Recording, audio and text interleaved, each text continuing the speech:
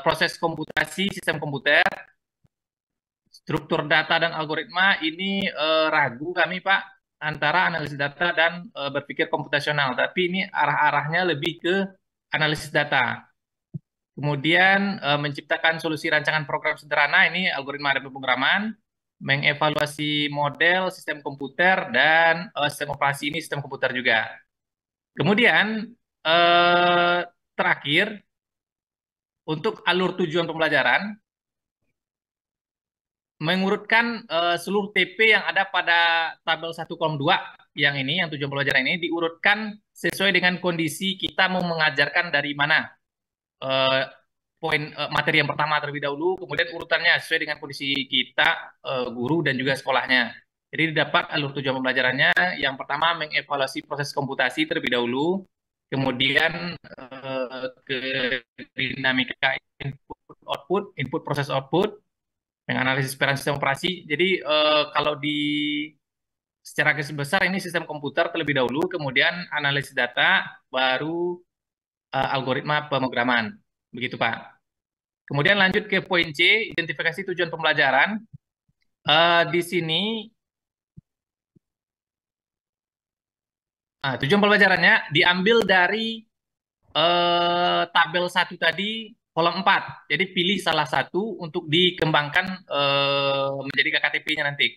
Jadi di sini kami mengambil peserta didik mampu menciptakan solusi rancangan program sederhana dengan format pseudokode yang dekat dengan bahasa komputer. Kemudian di sini KKU-nya menciptakan itu C6. Jadi bagaimana langkah-langkahnya untuk sampai mencapai C6. Jadi diambil dari C1 sampai C6-nya. C1-nya mengidentifikasi, menjelaskan, C2 menggunakan, C3 menelaah, C4 membuktikan, C5 dan membuatnya baru C6. Ini KKU-nya saja, Pak.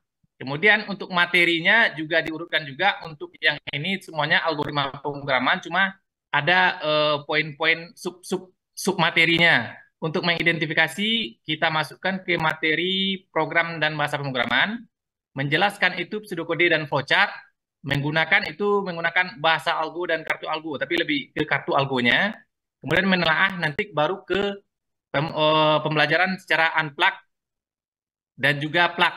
Jadi sejalan, unplug terlebih dahulu baru plugnya. Kemudian untuk membuktikan itu kita sudah di bahasa program bahasa C dan membuat nanti akan diberikan contoh, nanti anak siswa diminta untuk merancang sendiri program sesuai dengan indikator yang kita berikan.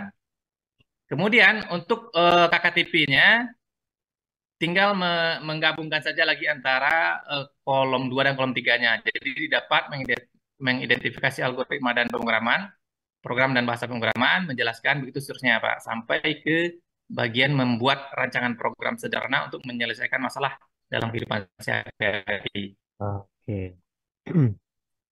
Kemudian untuk yang poin D, yang ini yang belum selesai ini Pak, desain pembelajarannya, modul pembelajarannya belum selesai dibikin Pak, baru sampai poin C saja baru Pak. Mungkin sekian dulu Pak untuk presentasi LK 4.2-nya. Mungkin ada dari teman-teman kelompok lain yang mau menambahkan, atau dari teman sekelompok lah dulu, kemudian baru teman kelompok lain, mungkin dari Pak Alrinya juga. Ya, silakan dari Bapak Ibu yang kelompok lain boleh yang mau menyampaikan. Cuman modulatornya belum belum Belum, tuntas. modul ajarnya belum Pak. Iya, oke, oke. Nanti tinggal calling Pak Eko aja. Udah dikirim, Pak. Udah dikirim ya. Terima kasih Pak Eko. Ya, baik. Untuk kelompoknya Pak Wido, yang di atas tadi saya lihat sudah sesuai dengan pemahaman kita yang selama ini, yang hari ini dan hari kemarin, bahwasanya sudah ada KKO, sudah ada KKTP, sudah ada alur, dan sudah ada tujuan pembelajarannya. Nah, untuk yang bagian bawah tadi, coba Pak, KKO-nya Pak, KKO dan KKTP. KKO dan KKTP, iya benar. Nah, ya. Untuk Bapak Ibu, kira-kira ya ada yang masih bingung nggak tentang KKTP? Coba. Yang Bapak Ibu yang masih bingung atau yang masih belum memahami secara full tentang konsep dari KKTP? Boleh raise hand?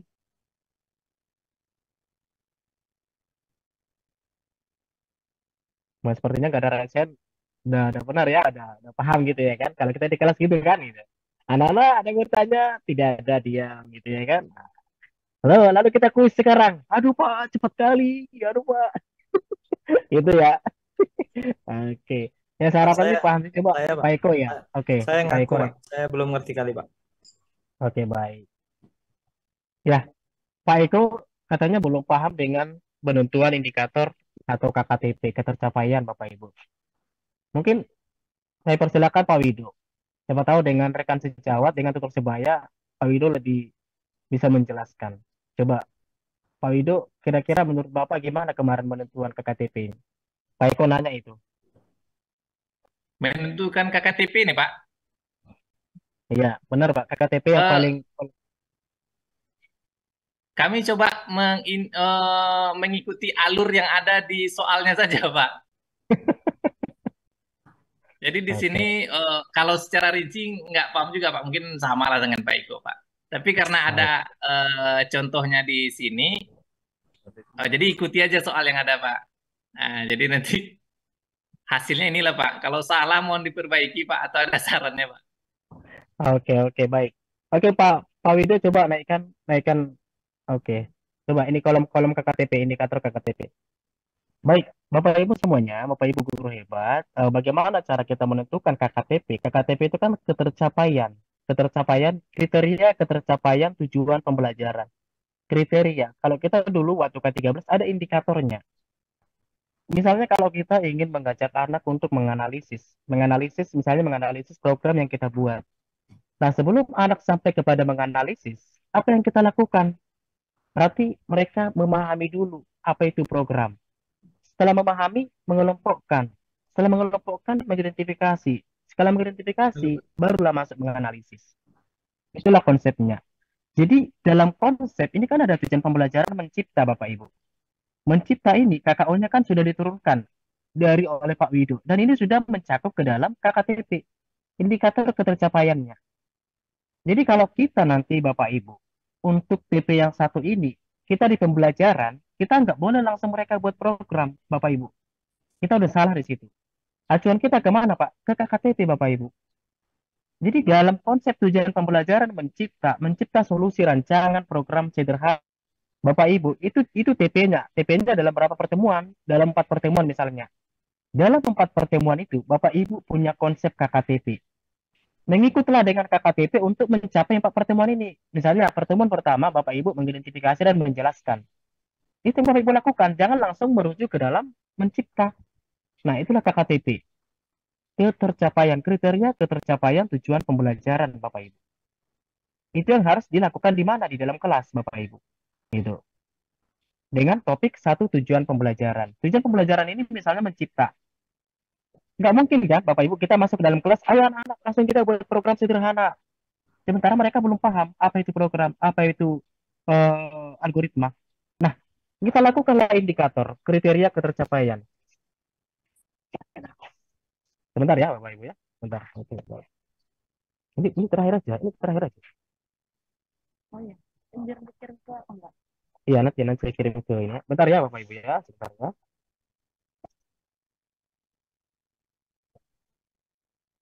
Boleh jemput ya? Enggak, mereka bisa. Oke.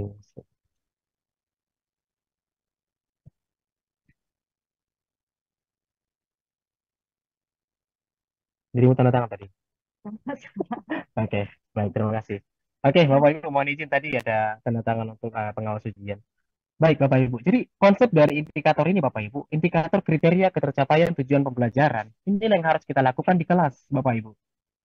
Ya, itu. Jadi kalau Bapak Ibu pengen misalnya saat inilah punya satu TP atau punya 2 TP, satu TP itu harus ada dulu alurnya, harus ada KKTP-nya. Kriteria apa saja yang Bapak Ibu capai dalam satu TP tersebut dan berapa pertemuan. Nah, itu Bapak Ibu harus kita konsep. Jadi kita itu masuk ke dalam kelas, kita nggak bingung mau ngajar apa gitu. Jadi kalau kita punya KKTP yang terperinci, kita tahu kita mau ngapain di dalam kelas itu. untuk mencapai pertemuan atau TP yang sudah kita konsepkan. Begitu ya, Pak Eko dan Pak Wido. Kira-kira masih ada yang janggal atau yang belum dipahami? Yang KKO, Pak. KKO nih connectingnya kemana nih, Pak? KKO ini Bapak Ibu, connectingnya adalah, ini kan kata kerja operasional. Berangkat dari TP. TP Bapak Ibu C berapa? Mencipta itu C. Sisahkan dari mencipta C6, kira-kira untuk sampai kepada mencipta, Bapak Ibu ambil kakak Bapak Ibu. Gitu. Kerja operasional. Kata kerja yang harus kita lakukan untuk menuju KKO ataupun tujuan pembelajaran mencipta. Mencipta ini kan KKO-nya ada C6. Nah, untuk mencapai ke C6, KKO-nya C6, kita harus berangkat dari C2 KKO-nya. Itu kata kerja operasionalnya. Ngapain? Mengidentifikasi, menjelaskan, menggunakan, menelaah, dan sampai nanti kepada mengevaluasi dan mencipta. Itu Pak Eko, KKO, kata kerja operasional untuk menuju ke tujuan pembelajaran. Begitu. Misalnya Pak Eko memakai, oke, saya izin dulu, boleh izin dulu, stop share dulu Pak. Saya mau cari, kemarin ada saya download KKO, supaya lebih jelas. KKO revisi, KKO revisi. Nah, sebentar ya Bapak Ibu ya, biar kita sama-sama memahami. Nah, ini dia Bapak Ibu. Jadi KKO ini adalah kata kerja operasional. Misalnya kita punya tujuan pembelajaran, kita pakai yang C6. C6 itu mencipta, ini tadi, yang punya kelompoknya Pak Wido, mencipta. Bapak Ibu, kalau kita mau naiki tangga tertinggi, berarti kita harus mulai dari tangga dasar untuk sampai kepada mencipta. Nah, kita mulai dari, kalau dia fase E itu mulai dari C2. Kalau fase D itu C1, Bapak Ibu. C2, berangkat dari C2, fase E. Gitu ya. Fase E, sebelum mencipta ini, ngapain dulu? Bapak Ibu menjelaskan dulu, mengkonsepkan, memproseskan, terus mengorganisasikan, terus membuktikan. Pilihlah KKO untuk menuju ke sini, ke mencipta ini. Itu masuk dari KKO-nya, Bapak Ibu. Jadi berangkat dari tujuan pembelajaran, gitu. Kira-kira, iya, Pak Roji, silakan. Apakah boleh tidak hanya beberapa umpamanya ini kan kita menciptakan C6 gitu Pak. Artinya yang kita lakukan hanya di C3 dan C5 saja boleh seperti itu atau memang harus ke empat-empatnya Pak? Bapak Ibu, kalau menurut analisis Bapak Ibu, anak-anak Bapak Ibu sudah kira-kira masuk dalam kategori menengah ataupun sudah semua memahami. Boleh Pak, tergantung Bapak bagaimana cara melakukan. Nah, ibaratkan gini Pak, kita mau belajar nih, belajar menyetir mobil. Nah, terus instrukturnya mengajari kita bagaimana injak rem, bagaimana injak gas, bagaimana ini. Nah, ada nanti satu hari dia tidak mengajarkan bagaimana memutar setir. Karena apa? Karena Bapak Ibu mungkin pada saat dia melakukan training itu, Bapak Ibu sudah lakukan secara spontan. Kita hanya cukup mengingatkan. Itu maksudnya, gitu. Gitu ya, paham ya Bapak Ibu ya. Misalnya kita mau mengajarkan anak itu menciptakan program. Lalu tanpa kita jelaskan mereka udah paham program. Nah, kita perlu lagi mengulang pembelajaran tidak perlu lagi mengangkat KO tersebut. Gitu. Itu nanti di proses pembelajaran. Tapi kalau memang nanti di dalam dokumen ataupun di dalam administrasi Bapak Ibu perlu dibuatkan. Tapi kalau di kelas, kalau memang anak sudah merasa melewati KKO tersebut, jangan lagi diulang. Cuman diingatkan kembali, diingatkan saja. Itu konsep pembelajarannya Bapak Ibu. Gitu. Itu ya. Kalau memang kita pakai di administrasi, monggo dibuat gitu. Supaya kita tidak lupa. Tapi kalau di proses pembelajaran di lapangan nantinya, KKO yang misalnya C3 ini udah mereka lakukan secara spontan. Nah, Bapak Ibu nggak perlu lagi mengulang gitu. Hanya untuk mengingatkan saja proses tersebut. Bahwasannya ini loh yang pegang setir, gini loh pegang ini. Nah, itulah contoh analoginya Bapak Ibu. Gitu ya. Kira-kira masih ada yang mau ditanyakan? Ada Pak. Ya, Kalau Pak Wido. untuk yang ini kan ada kognitif dan afektif. Kalau afektif apa Mm-mm. dimasukkan juga ke dalam modul ajarnya Pak? Kalau afektif ini lebih kepada ranahnya untuk kegiatan secara formatif kan Pak, proses kan? Kalau saya memasukkan dia ke proses, saya tidak perlu lakukan di administrasi, Pak. Itu berjalan secara proses gitu, formatifnya. Saya selalu masukkan yang bagian kognitif, Pak, untuk mencapai pengetahuannya. Kalau untuk dalam prosesnya, itu nggak perlu, saya nggak perlu masukkan, gitu. Karena kita akan menilai secara spontan, secara berjalannya prosesnya di lapangan begitu. Gitu, Pak Roji. Oke, Bapak Ibu masih ada? Iya, Ya, Pak Pak. Wido. Eh, Pak, tadi kalau siswanya sudah paham, contohnya kita mau bikin program tadi, siswanya sudah ada modalnya sedikit, berarti kan kita hanya perlu mengingatkannya saja lagi, Pak. Nggak perlu Benar, lagi. ya. Nah, Mengulang, apakah mengulang. ya mengulang saja. Apakah nanti di indikatornya atau KKTP-nya tetap kita bikinkan juga, Pak? Perlu, Pak. Kalau secara Perlu juga. administrasi, Bapak Ibu perlu buatkan. Secara administrasi perlu dibuatkan. Namun di lapangan, Bapak Ibu, jika KKO tersebut sudah di lapangan itu sudah terjadi dan sudah dilalui anak itu, nggak usah lagi diikuti lagi. Misalnya nih, kita harusnya di pertemuan 3 itu ini loh KKO-nya, tapi anak-anak sudah melalui itu, gitu, sudah berlangsung gitu, secara spontan, secara dalam kegiatan. Nah, nggak perlu lagi pertemuan itu, boleh naikkan lagi pertemuan selanjutnya. Begitu maksudnya. Itu kita untuk mengatur rencana belajar kita, rencana kegiatan kita di kelas. Nah, kebanyakan kita kan tidak tahu, tidak paham apa itu KKTP yang harus kita lakukan di kelas. Lalu ujung-ujungnya apa? Anu, nah, hari ini kita belajar ini, hari ini kita belajar ini, jadi semuanya acak Bapak Ibu, tidak teratur. Jadi kita nggak tahu apa yang mau kita ajarkan kepada anak itu, ngamblang gitu. Ya berjalan begitu saja gitu. Bapak suka buat ini, buat aja terus gitu. Bahkan sampai program pun nanti bisa sampai 4 kali pertemuan, itu aja dipelajari terus gitu kan. Nah, karena nggak ada KKTP-nya gitu, nggak ada kriteria ketercapaiannya begitu. Gitu ya Pak Wido ya dan Pak Rozi. Oke, baik. Berarti seperti ini Pak, dalam pemikiran saya nih. Karena TP-nya itu C5, maka kita harus Hmm, membuatkan KKO-nya itu dari C2 dulu. benar. Turunkan Supaya Pak, supaya nyampe ke diturunkan. situ. Hmm, Diturunkan sehingga nanti sampai dia menjadi C5. Begitu Pak ya? benar. Iya. Oke. Ya, paham Pak. Oke Pak. Iya. Atau lagi Bapak Ibu yang mau bertanya atau memulihkan kembali pemahaman gitu. Iya Pak, mau minta penjelasan tentang itu Pak. Oh, di dalam proses pembelajaran kalau di Moodle kan ada pertanyaan pemantik sama asesmen awal. Itu Ya, maksudnya waktu kita mempraktekkan itu gimana Pak? Maksud- Bapak Ibu, asesmen pemantik itu, pertanyaan pemantik itu, Bapak Ibu, gimana Bapak Ibu memancing anak ini supaya berpikir?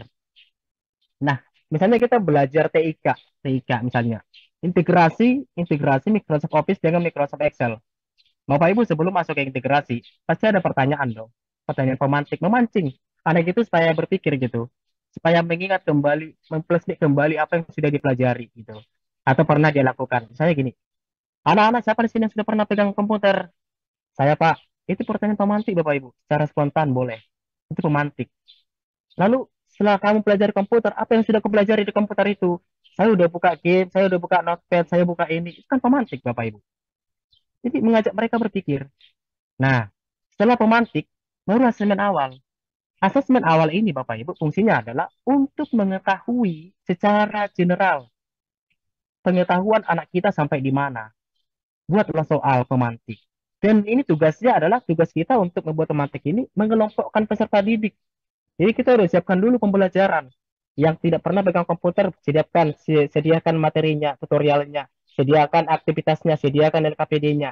Yang sudah paham dengan komputer, sediakan. Pokoknya kalau saya membuatnya namanya aktivitas sistem stasiun rel kereta api, Bapak Ibu. Saya buatkan empat stasiun atau 4 aktivitas. Untuk bagi yang belum paham, sedang paham, menuju paham, dan paham. Gitu.